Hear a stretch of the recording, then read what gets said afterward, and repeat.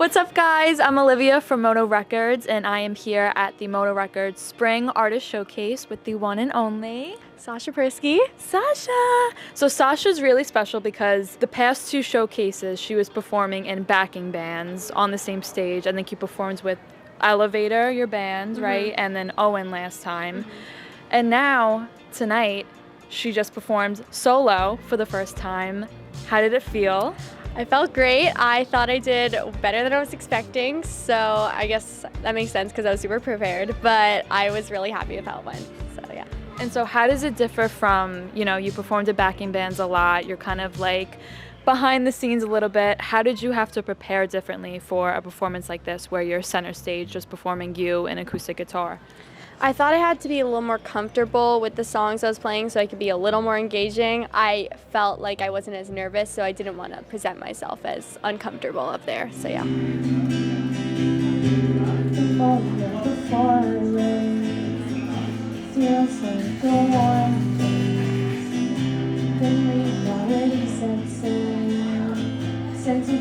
Like a winter wind, I'll live it all again. Your music, I hear a distinct type of sounds when I listen to your music. How would you define the kind of music you make? What artists kind of inspire your sounds? So I don't really know exactly what genre I'd call it, but kind of like an indie pop rock kind of vibe, somewhere in those lines. And for artists, I'd say recently I've been getting into trying to find artists that match my sound a little more, so like Biba Doobie or Snail Mail, and then also kind of artists like Gracie Abrams or Lizzie McAlpine. And then I also grew up listening to Taylor Swift, so I feel like a lot of my lyricism is inspired by her as well. And so what is your songwriting process like? On the stage, you shared a lot of originals and you kind of gave a glimpse about the story and the message behind all the songs. And I can tell that you take songwriting really personal and it's kind of like an outlet for you to express yourself. What is it like writing songs? How do you go about it? What are you doing first? How do you channel all those emotions into your music? So I think each of my songs kind of is like a theme rather than a story.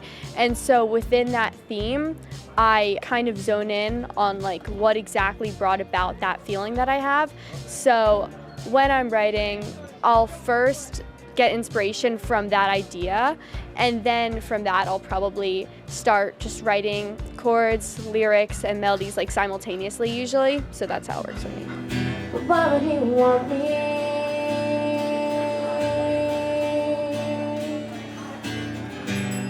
Another year, same old story. Bucket of tears, dry her body. Talk a little bit about your journey to, like I said, you were in backing bands before, you kind of only had experiences with the band, and now you're taking on this whole new journey of finally releasing your own music.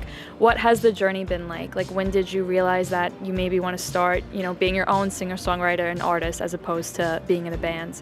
So I've always really loved songwriting. Ever since COVID, I've really gotten into it, but I never really thought about it as something like I could actually do for real, play on my own, record music. And actually, I think it was kind of Owen. There's a teenager and he's written songs and recorded them. I'm like, oh, I can do that too. So then I just started getting more into it, and yeah. That's amazing. That's so amazing that Owen, who's such, a close friend to you, was such an inspiration to you as well.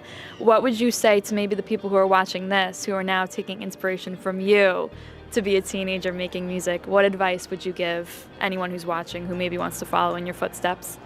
Yeah, so I'd say that you're not gonna like all of your songs, and the more you play your songs, the more you will like them, and the more that you write songs, the more that you will like them. But I've personally written hundreds of songs to get to songs that I feel even comfortable playing in front of an audience, and I hope that soon I'll look back and think they're all right, but I have ones I like more now. That just indicates growth. So if you don't like your songs, that means that you've grown.